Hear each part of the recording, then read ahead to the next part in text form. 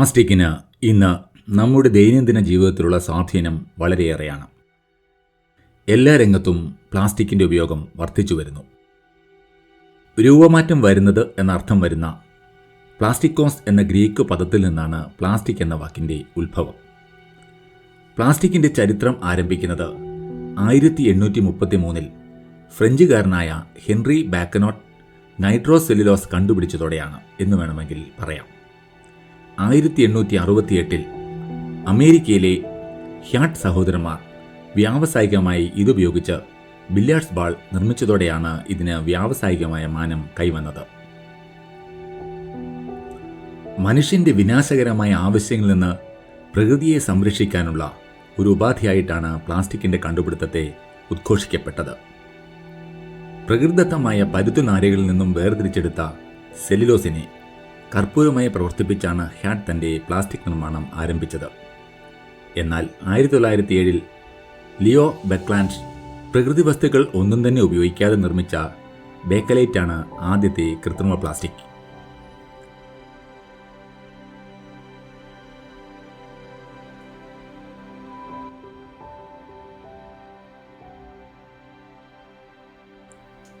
രണ്ട് ലോകമഹായുദ്ധങ്ങൾക്കിടയ്ക്കുള്ള കാലഘട്ടമാണ് പ്ലാസ്റ്റിക്കിൻ്റെ വളർച്ചയുടെ സുപ്രധാന കാലം എന്ന് വിശേഷിപ്പിക്കാവുന്നത്.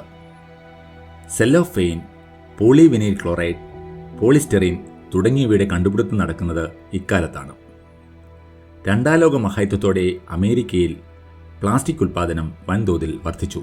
ഇക്കാലത്ത് അമേരിക്കയിൽ പ്ലാസ്റ്റിക്കിൻ്റെ ഉൽപ്പാദനം 300 ഇരട്ടിയാണ് വർദ്ധിച്ചത്. 1950കളിൽ പ്ലാസ്റ്റിക്കിൻ്റെ ആഗോള ഉൽപ്പാദനം 1.5 മില്യൺ മെട്രിക് ടണ്ണായിരുന്നെങ്കിൽ 2022 ആയപ്പോഴേക്കും അത് 400 മില്യൺ ടണ്ണിൽ അധികമായിരിക്കുന്നു. ലോകത്താകമാനം ഉൽപ്പാദിപ്പിക്കുന്ന പ്ലാസ്റ്റിക്കിൻ്റെ 32% ഉൽപ്പാദിപ്പിക്കുന്നത് ചൈനയാണ്. നമ്മുടെ രാജ്യത്തിൻ്റെ പങ്കും ചെറുതല്ല. 1698 മെട്രിക് ടൺ പ്ലാസ്റ്റിക്കാണ് 2022 വർഷം നമ്മുടെ രാജ്യത്ത് ഉൽപ്പാദിപ്പിക്കപ്പെട്ടത്. പ്ലാസ്റ്റിക്കിൻ്റെ പകുതിയോളവും ഒരിക്കൽ മാത്രം ഉപയോഗിക്കാവുന്നതാണ്. പ്ലാസ്റ്റിക്കിൻ്റെ പ്രധാന ഉപയോഗ സാധ്യത പാക്കേജിങ്ങിനാണ്. 150 മില്യൺ മെട്രിക് ടണ്ണിലധികം പ്ലാസ്റ്റിക് ഈ ആവശ്യത്തിനായി ഓരോ വർഷവും ലോകത്താകമാനം ഉപയോഗിക്കുന്നു. ഇതുകൂടാതെ കെട്ടിട നിർമ്മാണം ഉൾപ്പെടെയുള്ള നിർമ്മാണ പ്രവർത്തനങ്ങൾക്കും, തുണി വ്യവസായം, വാഹന നിർമ്മാണം, ഇലക്ട്രോണിക് വ്യവസായം, ഉപഭോഗ വസ്തുക്കളുടെ നിർമ്മാണം, ജീവൻ രക്ഷാ ഉപകരണങ്ങളുടെ നിർമ്മാണം, ഭക്ഷ്യവസ്തുക്കളുടെ സൂക്ഷിപ്പ് തുടങ്ങി സമസ്ത മേഖലകളിലും ഇന്ന് ഒഴിച്ചുകൂടാനാവാത്ത ഒന്നായി പ്ലാസ്റ്റിക് മാറിയിരിക്കുന്നു. 1968 ആദ്യത്തെ പ്ലാസ്റ്റിക് ബോട്ടിൽ കണ്ടുപിടിക്കുന്നത്. ഇന്ന് ഓരോ മിനിറ്റിലും 1.2 മില്യൺ പ്ലാസ്റ്റിക് ബോട്ടിലുകളാണ് മനുഷ്യൻ ഉപയോഗിക്കുന്നത്. പ്ലാസ്റ്റിക് ദൈനംദിന ജീവിതത്തിൻ്റെ ഭാഗമായെങ്കിലും 1960കളോടെ ഇത് സൃഷ്ടിക്കുന്ന പാരിസ്ഥിതിക പ്രശ്നങ്ങളെക്കുറിച്ച് ആശങ്കപ്പെടാൻ തുടങ്ങി. ഇക്കാലത്താണ് സമുദ്രങ്ങളിൽ പ്ലാസ്റ്റിക് മാലിന്യങ്ങൾ പ്രത്യക്ഷപ്പെട്ടു തുടങ്ങിയത്. 1970-80 കാലഘട്ടത്തിലാണ് പ്ലാസ്റ്റിക് മൂലമുണ്ടാകുന്ന പാരിസ്ഥിതിക പ്രശ്നങ്ങളെക്കുറിച്ച് ഗൗരവമായി ചിന്തിക്കാൻ തുടങ്ങിയത്. പ്ലാസ്റ്റിക് ഒരിക്കലും വിഘടിക്കുന്നില്ല. ഇതുവരെ ഉൽപ്പാദിപ്പിക്കപ്പെട്ടതും ഉപയോഗിക്കപ്പെട്ടതുമായ പ്ലാസ്റ്റിക് ഒരു രൂപത്തിലല്ലെങ്കിൽ മറ്റൊരു രൂപത്തിൽ നിന്നും ഭൂമിയിൽ നിലനിൽക്കുന്നുണ്ട്. ഇങ്ങനെ പ്ലാസ്റ്റിക് അജൈവമായി നിലനിൽക്കുന്നതിനാൽ പരിസ്ഥിതിയിലേക്ക് കൂടുതൽ പുറന്തള്ളപ്പെടുമ്പോൾ അത് അടിഞ്ഞുകൂടപ്പെടുകയോ ശേഖരിക്കപ്പെടുകയോ ചെയ്യുന്നു. സമുദ്രങ്ങളിലെ സ്ഥിതിയും വ്യത്യസ്തമല്ല. മഴ, കാറ്റ് അല്ലെങ്കിൽ കടൽപ്രവാഹം എന്നിവ കാരണം ഇത് ചില സ്ഥലങ്ങളിൽ അടിഞ്ഞുകൂടുന്നു. പക്ഷേ അവയിൽ ചിലത് പ്ലാസ്റ്റിക് മാലിന്യങ്ങൾ വലിച്ചെറിയുന്ന സ്ഥലങ്ങളിൽ തന്നെ തങ്ങി നിൽക്കാം. നദീതീരങ്ങളിലെ പ്ലാസ്റ്റിക് മഴക്കാലത്ത് നദികളിലൂടെ സമുദ്രങ്ങളിലേക്ക് എത്തപ്പെടുന്നു. ഇങ്ങനെ കൊണ്ടുപോകുന്ന പ്ലാസ്റ്റിക് മാലിന്യങ്ങൾ ബീച്ചുകളിലും കടൽ തീരങ്ങളിലും നിക്ഷേപിക്കപ്പെടുന്നു. പ്ലാസ്റ്റിക് നിയന്ത്രിക്കുന്നതിനുള്ള ശ്രമങ്ങൾക്കിടയിലും 75 മുതൽ 199 ദശലക്ഷം ടൺ വരെ പ്ലാസ്റ്റിക് നമ്മുടെ സമുദ്രങ്ങളിൽ കാണപ്പെടുന്നുണ്ടെന്ന് കണക്കാക്കപ്പെടുന്നു. നമ്മൾ പ്ലാസ്റ്റിക് ഉൽപ്പാദിപ്പിക്കുന്നതും ഉപയോഗിക്കുന്നതും സംസ്കരിക്കുന്നതും മാറ്റുന്നില്ലെങ്കിൽ ജല ആവാസ വ്യവസ്ഥയിൽ പ്രവേശിക്കുന്ന പ്ലാസ്റ്റിക് മാലിന്യത്തിൻ്റെ അളവ് 2016 പ്രതിവർഷം 9 മുതൽ 14 ദശലക്ഷം ടണ്ണിൽ നിന്ന് 2040 പ്രതിവർഷം 23 മുതൽ 37 ദശലക്ഷം ടണ്ണായി, അതായത് ഏകദേശം 3 ഇരട്ടിയായി വർദ്ധിക്കും. തടാകങ്ങളിലേക്കും സമുദ്രങ്ങളിലേക്കും മാലിന്യത്തിൻ്റെ നേരിട്ടുള്ള ചാലകങ്ങളായി വർത്തിക്കുന്ന നദികളിൽ നിന്നാണ് ഇതിൽ ഭൂരിഭാഗവും വരുന്നത്. ഒരു വർഷം ഏകദേശം 10 മില്യൺ ടൺ പ്ലാസ്റ്റിക്കാണ് സമുദ്രങ്ങളിൽ ഇത്തരത്തിൽ നിക്ഷേപിക്കപ്പെടുന്നത്. 1 മില്യൺ സമുദ്രജീവികളാണ് പ്ലാസ്റ്റിക് മാലിന്യം മൂലം കൊല്ലപ്പെടുന്നത്. പല ജീവികളുടെയും ദഹന വ്യവസ്ഥയിൽ പ്ലാസ്റ്റിക്കിൻ്റെ കഷ്ണങ്ങൾ കണ്ടെത്തിയിട്ടുണ്ട്. കടലാമകൾ പൊങ്ങിക്കിടക്കുന്ന പ്ലാസ്റ്റിക് സഞ്ചികൾ ജെല്ലി ഫിഷായി തെറ്റിദ്ധരിക്കുന്നു. ദഹിക്കാത്ത ചവറുകൾ കൊണ്ട് വയറു നിറയുന്നതിനാൽ പതുക്കെ പട്ടിണി കിടന്ന് ചത്തുപോകുന്നു. കടൽ പക്ഷികൾ പ്ലാസ്റ്റിക് ഭക്ഷണമായി തെറ്റിദ്ധരിച്ച് ഭക്ഷിക്കുന്നു. കടലിലെ സസ്തനികളും കടലാമകളും മറ്റ് ജീവികളും പൊതികളോ മത്സ്യബന്ധന ഉപകരണങ്ങളോ ഉൾപ്പെടെ നഷ്ടപ്പെട്ടതോ ഉപേക്ഷിച്ചതോ ആയ പ്ലാസ്റ്റിക്കിൽ കുടുങ്ങി മരിക്കുന്നു.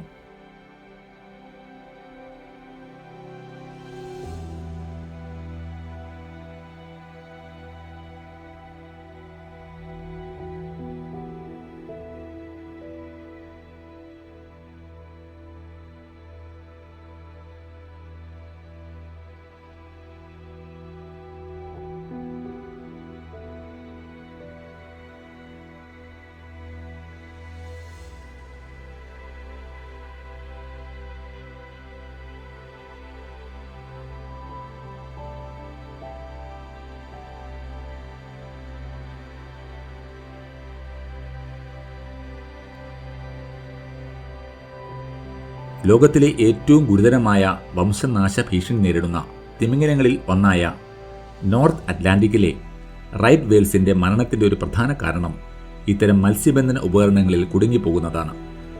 മൈക്രോ പ്ലാസ്റ്റിക്കുകൾ സൃഷ്ടിക്കുന്ന ആരോഗ്യ പാരിസ്ഥിതിക പ്രശ്നങ്ങൾ വളരെ ഗൗരവമുള്ളതാണ്.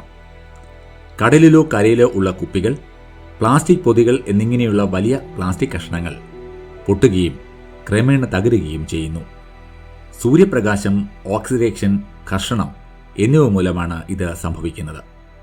ഈ പ്ലാസ്റ്റിക് ബ്രേക്ക് ഡൗൺ പ്രക്രിയ മൂലമുണ്ടാകുന്ന ഏറ്റവും ചെറിയ കഷ്ണങ്ങൾ മണലിൽ നിന്ന് വേർതിരിച്ചറിയാൻ കഴിയില്ല. ഈ ചെറിയ കഷ്ണങ്ങൾ മൈക്രോ പ്ലാസ്റ്റിക്കായും മൈക്രോ പ്ലാസ്റ്റിക് നാനോ പ്ലാസ്റ്റിക്കായും മാറുന്നു. നാനോ പ്ലാസ്റ്റിക് വളരെ ചെറുതായതിനാൽ ഏറ്റവും നൂതനമായ മൈക്രോസ്കോപ്പുകൾക്ക് കീഴിൽ പോലും അവ ദൃശ്യമാക്കുന്നില്ല.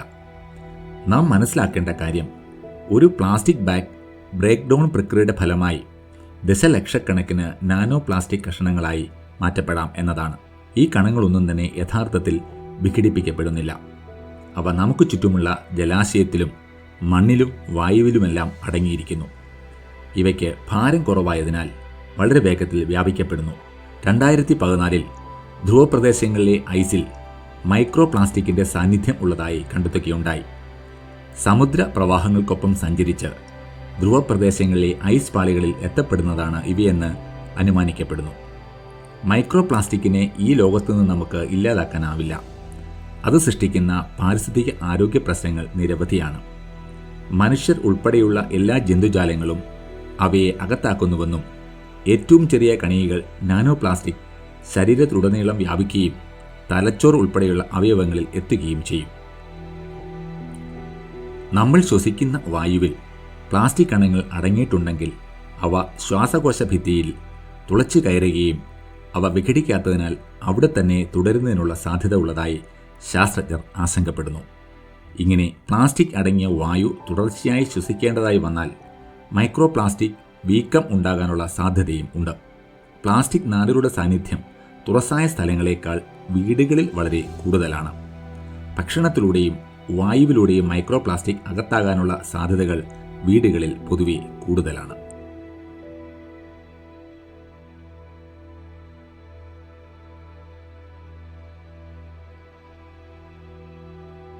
അഞ്ചോളം ഭൂഖണ്ഡങ്ങളിലെ ടാപ്പ് വെള്ളത്തിന്റെ സാമ്പിളുകളിൽ 80% മൈക്രോ പ്ലാസ്റ്റിക്കിന്റെ സാന്നിധ്യം കണ്ടെത്തുകയുണ്ടായി.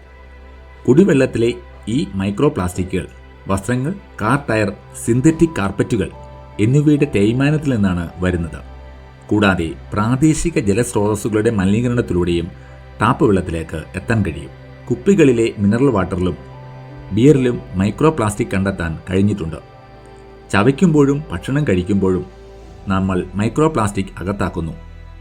മൃഗങ്ങളിൽ ഏറ്റവും ചെറിയ കണങ്ങൾക്ക് കുടൽ ഭിത്തിയിലൂടെ കടന്നുപോകാനും കലകളിലേക്കും രക്തപ്രവാഹത്തിലേക്കും പ്രവേശിക്കാൻ കഴിയുന്നതായി തെളിയിക്കപ്പെട്ടിട്ടുണ്ട്. രോഗം പരത്തുന്നതിൽ പ്ലാസ്റ്റിക് മാലിന്യങ്ങളുടെ പങ്ക് ചെറുതല്ല. വെള്ളം കെട്ടിക്കിടക്കുന്ന ഓരോ പ്ലാസ്റ്റിക്കും പ്രാണികളുടെ പ്രജനന കേന്ദ്രം കൂടിയാണ്. മലേറിയ, സിക്ക അല്ലെങ്കിൽ ഡെങ്കിപ്പനി പോലെയുള്ള രോഗങ്ങൾ പകരാനുള്ള സാധ്യത കൂടുതലാണ്.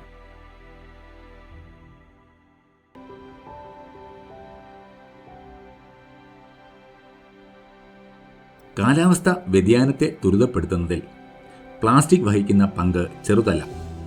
ഫോസിൽ ഇന്ധനമായ എണ്ണയിൽ നിന്നാണ് പ്ലാസ്റ്റിക് ഉൽപ്പാദിപ്പിക്കുന്നത്. പ്ലാസ്റ്റിക് കൂടുതൽ ഉണ്ടാകണമെങ്കിൽ കൂടുതൽ ഫോസിൽ ഇന്ധനം ആവശ്യമാണ്. മാത്രവുമല്ല, പ്ലാസ്റ്റിക്കിൻ്റെ ജീവിത ചക്രത്തിലുടനീളം ഹരിതഗൃഹവാതകങ്ങൾ പുറത്തേക്ക് വിടുന്നു. പ്ലാസ്റ്റിക്കിൻ്റെ ഉപയോഗം, പുനരുപയോഗം, കത്തിക്കൽ എന്നിവ മൂലമുണ്ടാകുന്ന ഹരിതഗൃഹവാതകങ്ങൾ പാരീസ് ഉടമ്പടി പ്രകാരം പുറത്തേക്ക് വിടാവുന്ന ഹരിതഗൃഹവാതകങ്ങളുടെ അനുവദനീയമായ പരിധിക്കപ്പുറത്തേക്ക് എത്തിച്ചേരാനുള്ള സാധ്യതയുണ്ട്. നമ്മുടെ രാജ്യത്തെ സ്ഥിതിയും വ്യത്യസ്തമല്ല. പ്ലാസ്റ്റിക് മാലിന്യങ്ങളുടെ കാര്യത്തിൽ ലോകത്ത് 5ാം സ്ഥാനത്താണ് നമ്മുടെ രാജ്യത്തിൻ്റെ സ്ഥാനം. ഇന്ത്യയിൽ 88,000 കമ്പനികൾ ഒരിക്കൽ മാത്രം ഉപയോഗിക്കാൻ കഴിയുന്ന തരത്തിലുള്ള പ്ലാസ്റ്റിക് നിർമ്മിക്കുന്നുണ്ട്. ഇന്ത്യയിൽ ഒരു വർഷം 3.5 മില്യൺ മെട്രിക് ടൺ പ്ലാസ്റ്റിക് മാലിന്യങ്ങൾ ഉണ്ടാകുന്നുണ്ട്.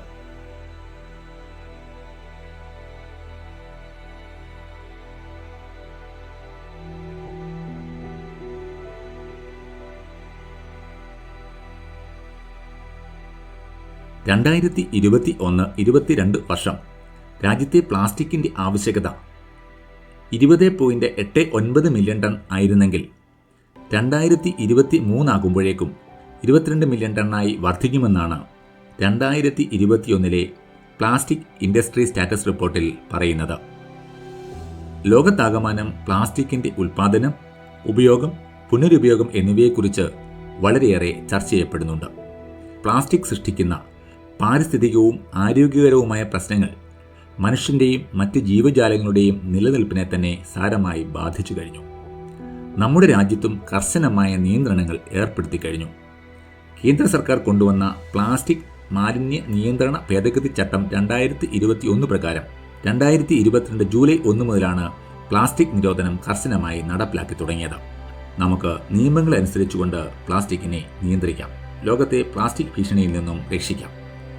5 Rകൾ പാലിക്കാം.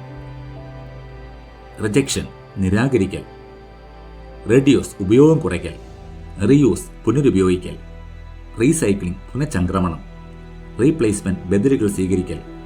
നമുക്കങ്ങനെ പ്ലാസ്റ്റിക് മലിനീകരണത്തെ ചെറുക്കാം. Beach plastic pollution.